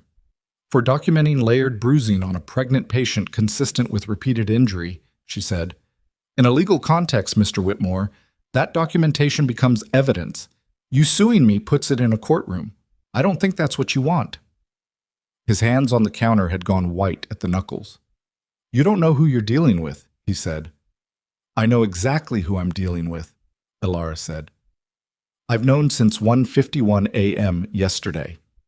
The elevator doors opened. Damien Cross came out of Serena's room. He walked down the corridor toward the nurses' station with his eyes on Adrian, and he walked in the particular way that required everyone else in the corridor to make a decision about where they stood, and the 2 orderlies who had been at the terminal quietly moved to either side, and Danny stayed exactly where he was. Adrian straightened from the counter. He turned. He looked at Damien coming toward him, and to his credit, and it was a cold credit, the kind that didn't earn anything, he did not step back. The 2 men stood 4 feet apart. You need to leave this hospital, Damien said. She's my wife, Adrian said, and she's pregnant with my child, and you have no legal authority to... I have attorneys filing for an emergency protective order in the next 40 minutes, Damien said. Claire Aston is handling it personally. You know Claire. A pause. Very brief, but it was there. By the time that order is filed, Damien continued, the documentation supporting it will include nursing records, a private clinic chart from 14 months ago showing a defensive fracture documented as a sports injury, financial records showing the payment structure between you and Dr. Philip Arden, and a signed witness statement from Serena. He stopped. Let each item settle. And the security access log from this hospital's server showing that your assistant deleted footage from the corridor outside Serena's room at 6:08 this morning. Adrian's face had gone the particular gray of a man watching the structure he has built reveal itself as a series of individual pieces that can be removed one by one. That's obstruction, Damien said, on top of everything else. That's criminal. You can't prove the server log is time-stamped and shows the badge number, Ilara said from behind the counter. She said it the way she said everything, flatly, without heat, as a statement of documented fact. Victoria Hale's badge, the deletion command, the timestamp, it's already been preserved. Adrian turned to her. In his eyes was something she had not seen from him in the preceding 24 hours. Not the controlled assessment, not the performed grief, not the practiced contempt. What was in his eyes now was the unmanaged animal thing that lived underneath all of those performances, and it was afraid. Get a lawyer, Damien said. Not one of yours. One who isn't already compromised by knowing what you've done. He held Adrian's gaze with absolute steadiness. And then get out of this hospital and don't come back to Serena's room. If you come back, the protective order will become the least of your concerns. The threat was not elaborated. It didn't need to be. In the economy of what Damien Cross communicated, the unfinished sentence was always more effective than the completed one. Adrian Whitmore stood in the corridor of Houston Memorial Hospital, and the architecture of 4 years, the financial control, the isolated wife, the manipulated records, the carefully maintained public face of the concerned husband, began to show its age all at once, the way old buildings did when the wrong support was removed. He picked up his jacket from the chair where he'd left it. He walked to the elevator. He did not look back at either of them. The doors closed. Ilara released a breath she had been managing for the last 4 minutes. She sat down. Her hands on the desk in front of her were steady. She made sure of that, she checked, but her legs had the specific exhausted tremor of muscles that had been held tight for too long. Damien came to the counter. He looked at her for a moment. "She wants to see you," he said. Alara stood back up. She went to Serena's room and pushed the door open gently, and in the dim room with the monitors at their steady rhythm, Serena Whitmore was awake and sitting slightly upright and looked, for the first time in the hours Alara had known her, like a person who had access to her own face. "He's gone?" Serena said. "Yes." Serena exhaled, long, slow. The hand on her belly moved in a small circle, an unconscious comfort, mother to child. "Thank you," she said. Alara sat in the chair beside the bed. "Don't thank me yet," she said. "The hard part starts tomorrow." "I know," Serena said. She looked at her hands. "I've known that for 14 months. She looked up. "I just couldn't find the beginning of it." "You found it tonight." Serena nodded slowly. In the corridor outside, Alara could hear Damien's voice, low, on the phone, conducting whatever the next series of necessary actions required. He was already moving, already converting the crisis into logistics, which was its own kind of processing, and probably the only kind available to him right now. Alara stayed in Serena's room. She watched the fetal monitor track its small and steady pattern, the heartbeat of someone who had not asked to be born into the middle of this, and would need the adults around them to be better than they had managed so far. The number held steady. 147, 148, 147. She was still sitting there when her phone vibrated. It was a text from a number she didn't recognize. "Ms. Voss. My name is Claire Aston. I've received the materials. I'm filing in 20 minutes. I need to speak with you directly. Are you available?" Alara looked at the message. She looked at Serena, whose eyes had closed again. Not unconscious, just resting. The particular rest of someone who has put down something heavy and is acquainting themselves with the absence of its weight. She texted back, "Available now." The phone rang in under 10 seconds. "Ms. Voss." Claire Aston's voice was precise and focused, a woman who ran on purpose. "I've read the statement and I've looked at the documentation. I want you to understand what we're doing tonight and what it means for the days ahead." "Tell me," Alara said. "The protective order is the first move. Adrian Whitmore will respond through his attorneys by morning. He'll challenge the evidence. He'll attack the chain of custody. He'll come after your nursing license and your documentation process and every decision you made in the last 24 hours. A brief pause. "He'll be methodical about it because that's who he is. He has resources and he knows how to use them, and he will use every single one." "I know," Alara said. "Are you prepared for that?" Alara looked at the monitor. 148, 147, 148. "Tell me what you need from me," she said. "I need your original notebook," Claire Aston said. "I need a sworn affidavit covering every observation from the moment Serena came through those ER doors. I need the chain of custody for every copy of that statement documented in writing. And I need you on a witness stand when this goes to court, which it will." "When?" Alara said. "I'm pushing for an expedited hearing. Given the pregnancy, given the obstruction charge, I think I can get a judge to move this quickly." Another pause. "But quickly in legal terms means weeks, not days. And between now and then, Adrian Whitmore is going to come at everything you've built." Alara sat in the dimmed room with the monitors and the sleeping woman and the phone at her ear, and she thought about the granola bar at 4 a.m. and the 4 hours of sleep, and her shoes still on, and the specific quality of exhaustion that came not from hours, but from the sustained effort of standing in one place and not moving when every force in the environment was designed to move you. "I'll have the affidavit ready by morning," she said. "Good," Claire Aston said. "And Ms. Voss?" A beat. "What you did in the last 24 hours, the documentation, the chain of custody, the way you handled the hospital administration, that's going to matter enormously in court. Adrian's team will try to make you look reckless. The record will show the opposite." She hung up. Alara sat for a moment in the quiet. Then she picked up her notebook, opened to the next blank page, and began writing the affidavit from the beginning. From 1:47 a.m. and the radio call, and the paramedics coming through the doors, and the man 2 steps behind the stretcher with his hand in his pocket and his composure already perfect. She wrote for 40 minutes without stopping. She was on page 6 when the door opened and Damian Cross came in quietly and stood at the foot of Serena's bed and looked at his sister sleeping. He stood there for a long time without speaking. Then he looked at Alara in the chair, at the notebook in her hands, at the pen moving across the page, and something in his face did the thing it had done in the early morning hours when he'd first come to this floor. Shifted, in the place below the surface, permanently.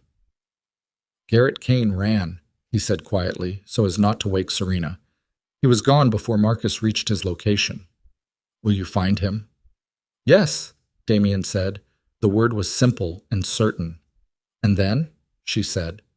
He looked at her. She looked back. In the low light of Serena's room, with the monitors at their quiet rhythm and the night pressing against the window, they looked at each other with the shared knowledge of people who had been in the same trench for 24 hours and understood each other in the particular unadorned way that pressure produced. That depends, he said, on what kind of man I decide to be. She held his gaze. Serena told me something in there, he said. He glanced at his sister. She said she didn't stay silent to protect herself. He stopped. His voice, for the first time, carried the raw edge of something that had not been processed into composure. She stayed silent because she was afraid of what I would do. She was more afraid of my response than she was of him. The room was very quiet. That's what he used, Alara said. Not softly. Plainly, the way hard things needed to be said. He didn't invent that fear. He found something real and built a cage around it. Damian nodded, one small motion. I built the thing he used, he said. She didn't argue with it. She didn't offer comfort where comfort would be a lie. Yes, she said, and now you get to decide what to build instead. He looked at Serena. Outside the window, Houston was doing what it always did, enormous and indifferent and full of its own noise. Inside the room was the monitor and the quiet, and a man standing at the foot of his sister's bed at 11 o'clock at night, holding the weight of what he had understood too late, trying to locate the version of himself that could do what came next. He put his hand on the footrail of the bed, just rested it there. Alara turned back to her notebook. She wrote, 11:04 p.m. Patient stable. Fetal heart rate 147. Patient's brother present. Attending to be notified of patient's improved consciousness at next scheduled check-in. Witness statement secured, distributed, and legally received. She turned the page. She wrote the next line. Adrian Whitmore has left the building. She paused. Then she wrote, court proceedings pending. Documentation complete through present. Chain of custody intact. She looked at what she had written. She thought about the affidavit that still needed 4 more pages. She thought about the hearing that was coming, the lawyers that would come with it, the attack on her license and her credibility, and every notation she had made in a small black notebook by the light of a nurse's station at 3 o'clock in the morning while a powerful man drank coffee 20 feet away and believed he had already won. She turned to the next page. She kept writing. The hearing was set for 3 weeks out. Claire Aston had pushed for 2 and gotten 3, which she told Alara over the phone was actually a win given the counterweight of Adrian Whitmore's legal team, a firm called Hartley Crane with 7 partners and a history of turning domestic cases into procedural marathons. They had filed 4 motions in the first 48 hours, a challenge to the chain of custody on the nursing documentation, a motion to exclude the private clinic records on the grounds that they had been obtained without proper authorization, a personal complaint against Alara with the Texas Board of Nursing, and a counterpetition arguing that Serena Whitmore was acting under undue influence from her brother, whose criminal associations made him an inappropriate party to any custody or protective arrangement. Alara read the nursing board complaint on her phone in the hospital parking lot on a Tuesday morning before her shift and sat with it for 4 minutes. It was detailed. It named specific notations, specific times, specific decisions she had made, and framed each one as a violation of patient confidentiality or professional overreach. Someone had done their homework. Someone had spent time building it. She put her phone in her pocket and went to work. The 3 weeks were the hardest of the kind that didn't show on the surface. She worked her shifts. She documented carefully, more carefully than she ever had, every notation precise and time-stamped and cross-referenced, because she understood now that her professional record was a battlefield, and she was going to treat it like one. She answered the nursing board's preliminary inquiry in writing, 6 pages, with Claire Aston reviewing every word before it was submitted. She gave her sworn affidavit to Claire's office on the 3rd day and sat in the conference room for 2 hours while Claire's associate walked her through it line by line, testing every statement against what Adrian's attorneys would do with it. She visited Serena twice during those weeks. The first visit was 5 days after the night of the confrontation. Serena had been moved to a different room at Claire's insistence, a precaution while the protective order was processed, and she was sitting up in bed with a prenatal worksheet from her new OB spread across the blanket when Ilara came in. She looked different. Not healed, that was too fast and too simple a word for what was happening, but different in the way that people looked when they had stopped spending energy on maintaining a specific pretense. The energy was still there, going somewhere, just not into that particular hole anymore. They talked for 40 minutes. Not about the case, mostly.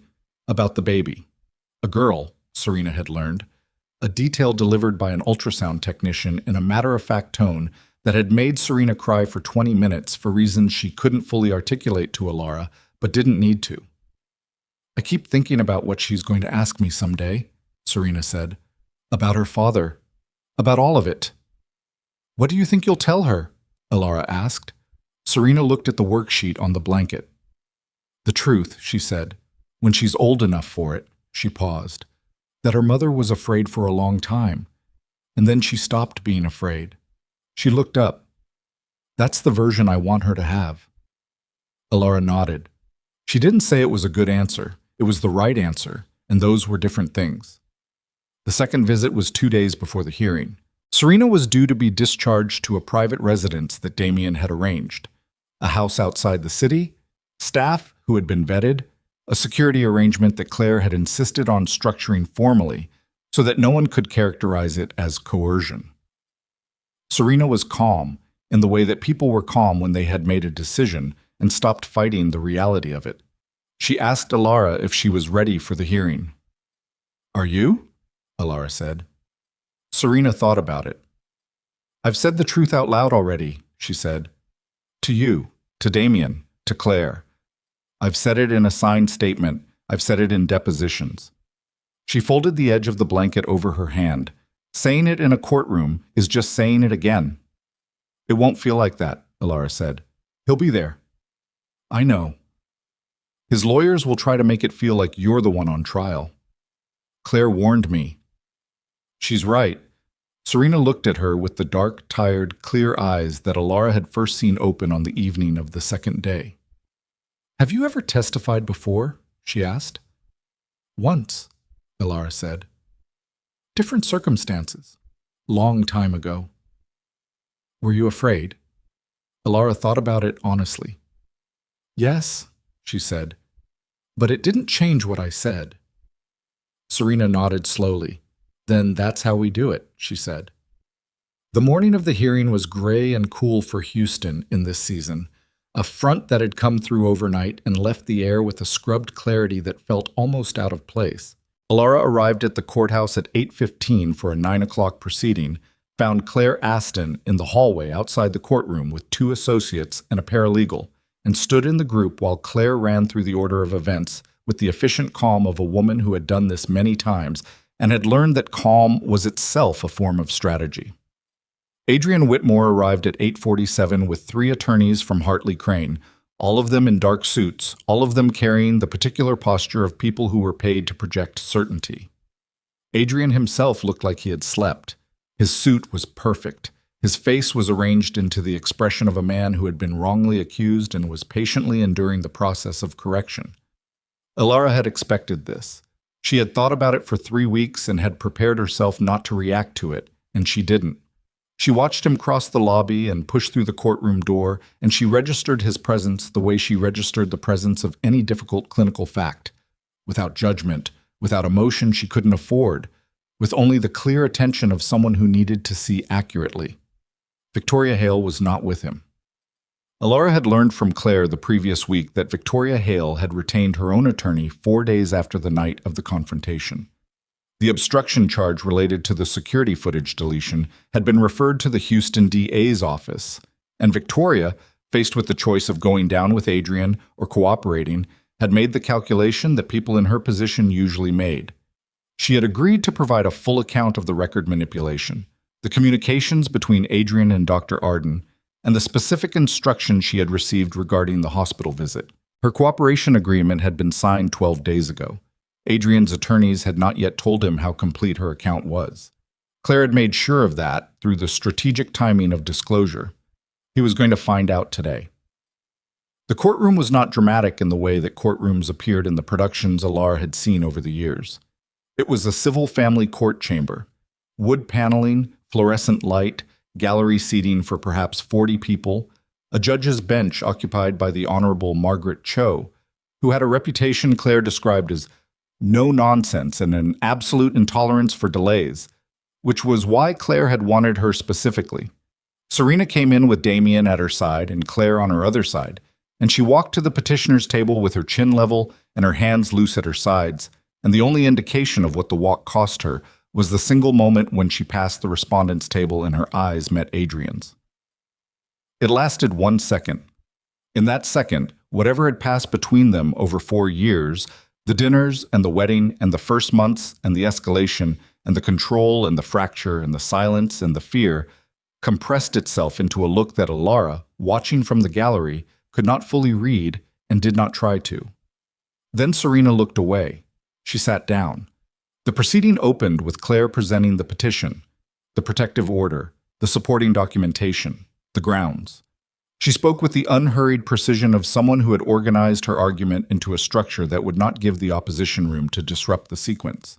She laid out the nursing records first because they were the anchor, the earliest documented evidence, the contemporaneous notations made before anyone could argue they had been shaped by advocacy.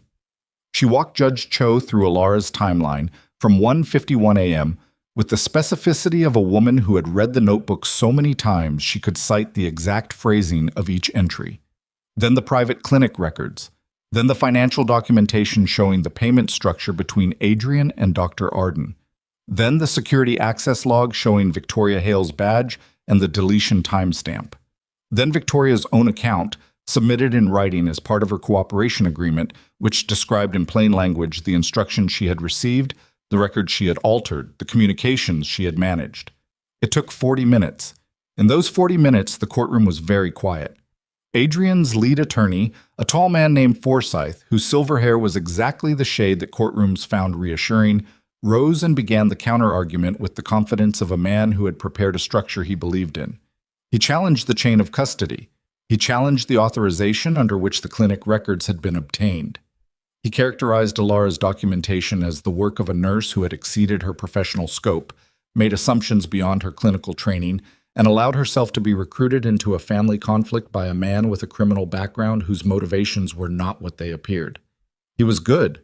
Alara had expected him to be good. She sat in the gallery and listened and noted the places where the argument had genuine strength, and the places where it was doing the thing that overconfident legal arguments did, reaching past what the facts supported into the territory of what sounded plausible.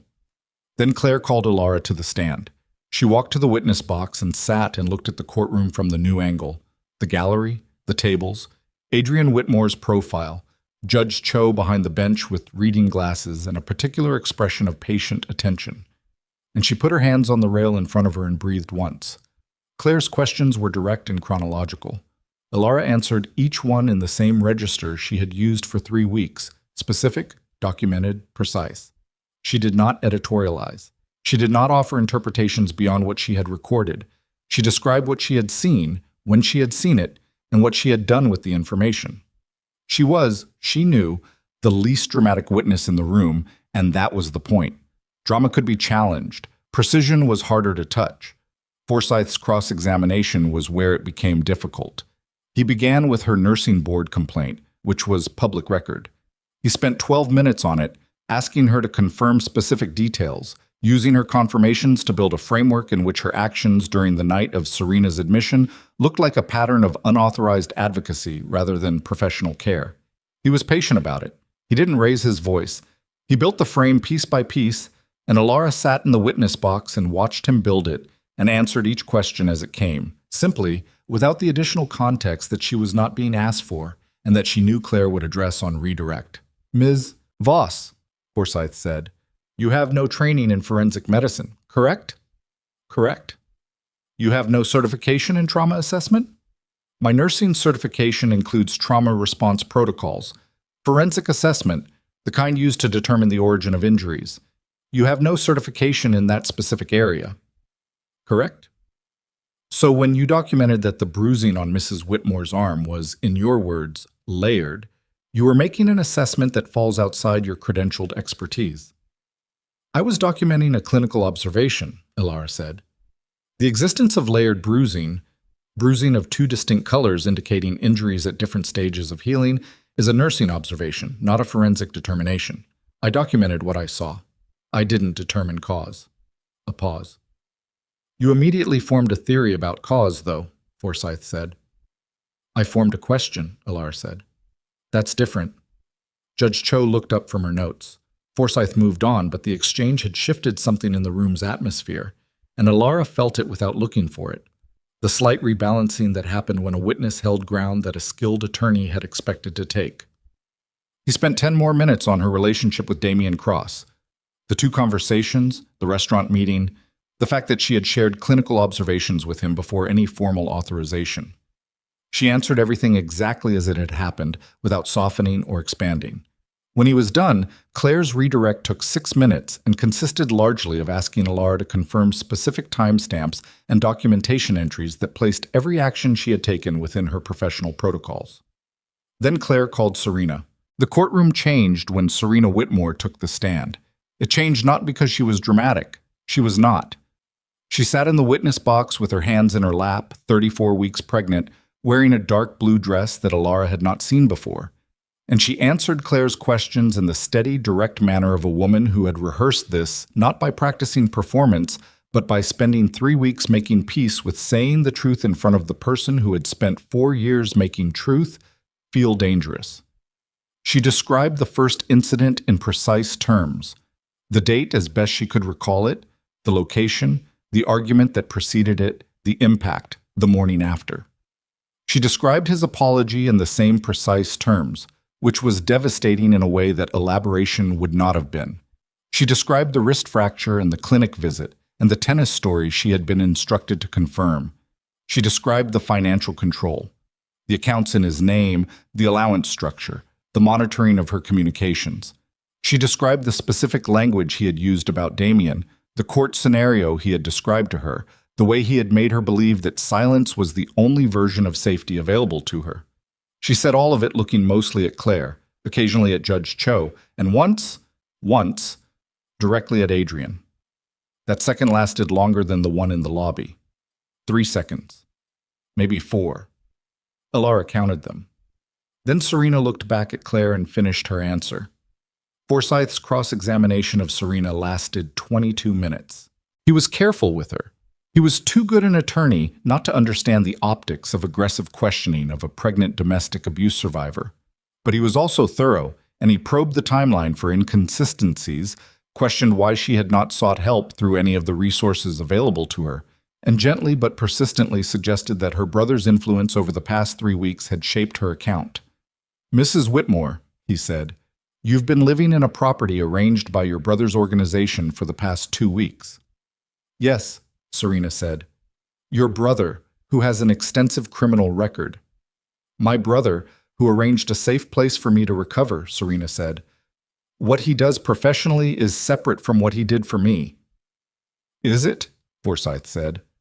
Or has his involvement in this case, his resources and his pressure, shaped the way this situation has been presented to this court? Serena looked at him. She took a breath. My brother found out what was happening to me because a nurse documented bruises that my husband told everyone were from a fall, she said. Damian didn't coach me. Damian didn't write my statement. Damian sat outside the situation for 3 weeks because he was asked to and because he understood that what mattered was what I needed, not what he wanted to do about it. She paused. The person who shaped this situation is sitting at the respondent's table. He's been shaping it for 4 years. The courtroom was very quiet. Judge Cho made a notation. Forsyth said, "No further questions." Adrian did not testify. His attorneys had made the calculation. It was visible in the 40-minute recess before the respondent's case began, the low, urgent conversation at the table, the moment when Forsyth leaned close to Adrian and said something, and Adrian's face did the thing it had done in the hospital corridor when the evidence was laid out in front of him, the face of a man watching the structure give. Forsyth presented their case through documents and a single witness, a colleague of Adrian's who testified to his professional character. And it was competent and insufficient, and everyone in the room who understood what they were watching could see it was insufficient, and the recess before Judge Cho's ruling was only 35 minutes. The ruling granted the protective order in full. It accepted the nursing documentation as legitimate clinical record. It accepted the private clinic records under an exception for domestic abuse evidence. It noted the security footage deletion as evidence of consciousness of guilt and referred the matter to the DA's office with a formal recommendation for criminal investigation. It ordered Adrian Whitmore to have no contact with Serena Whitmore or any party acting on her behalf. It took Judge Cho 14 minutes to read it.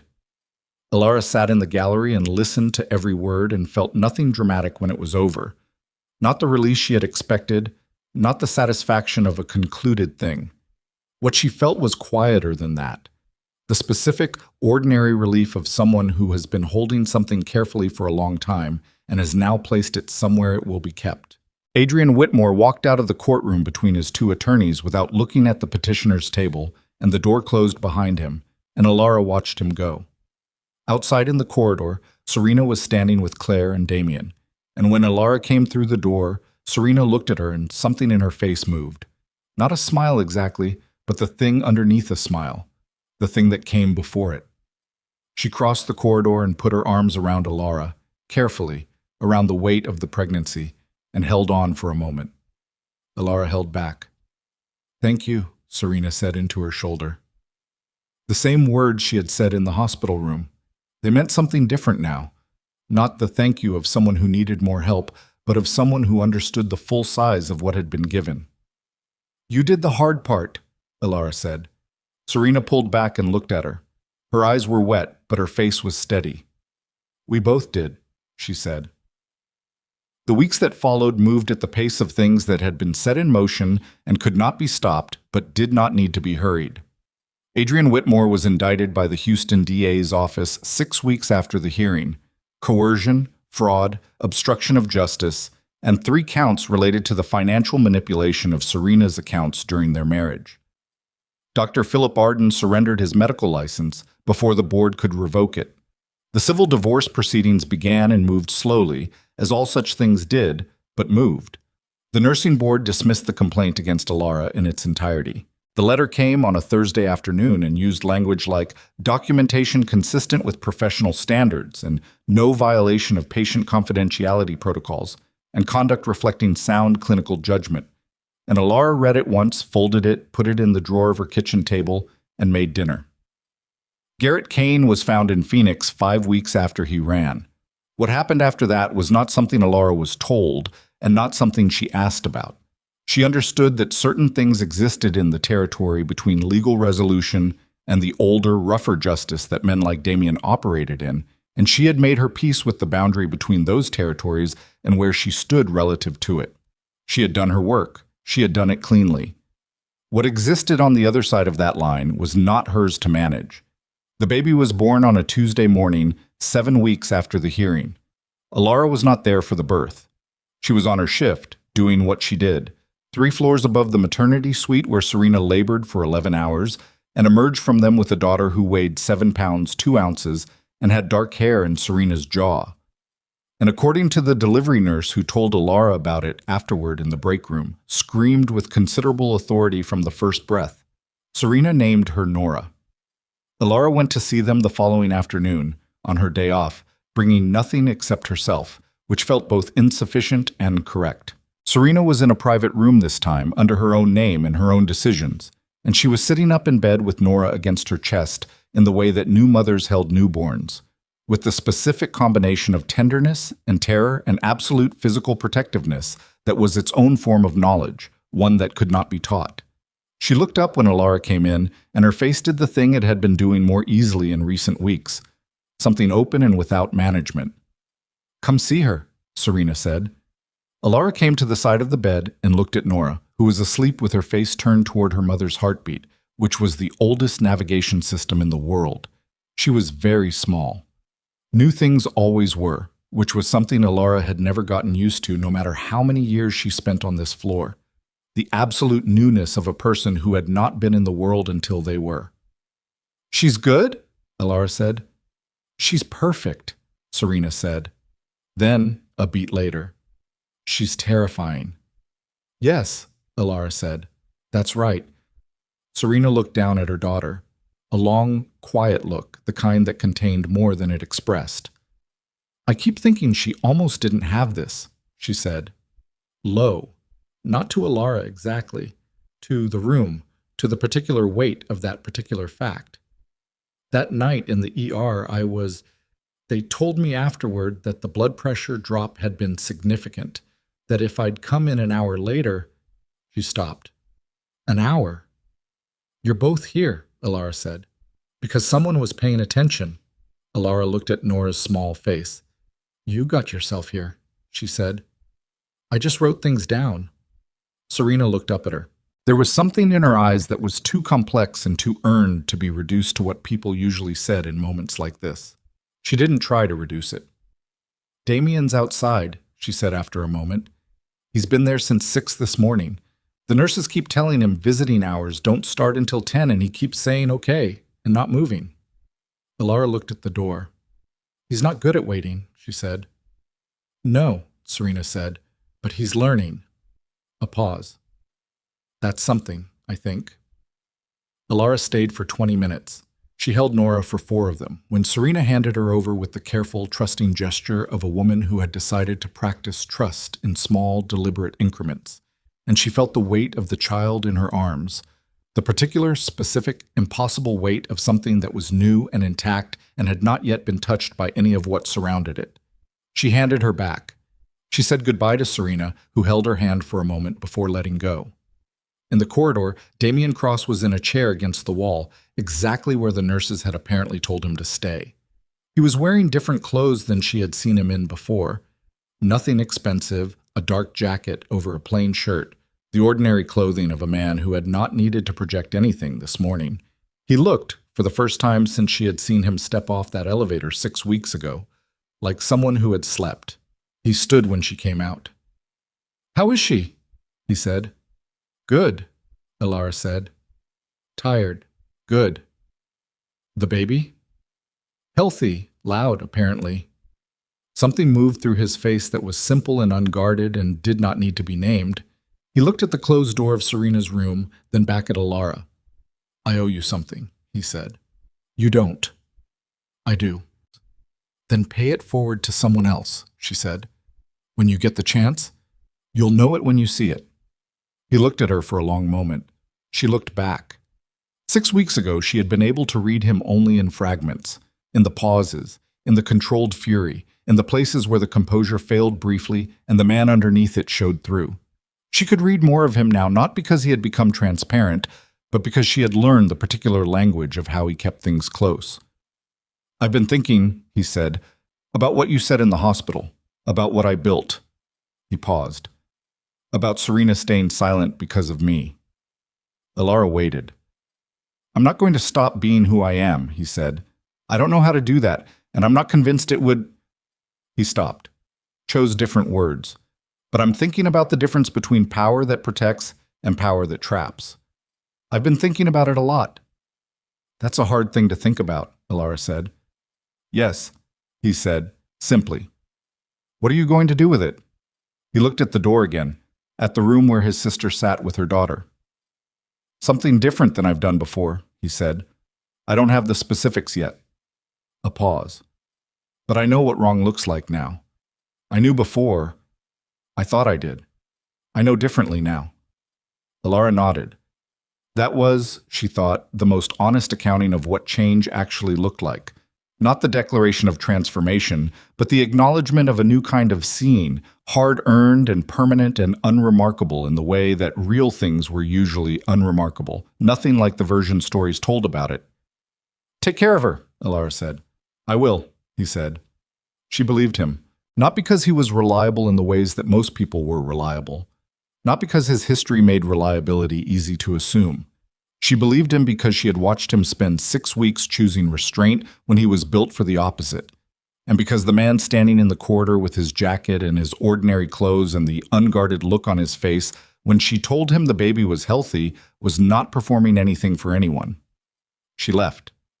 She walked to the elevator and rode it down and came out through the lobby and through the main entrance into the outside air, which was warm now, the front long gone, Houston back to itself.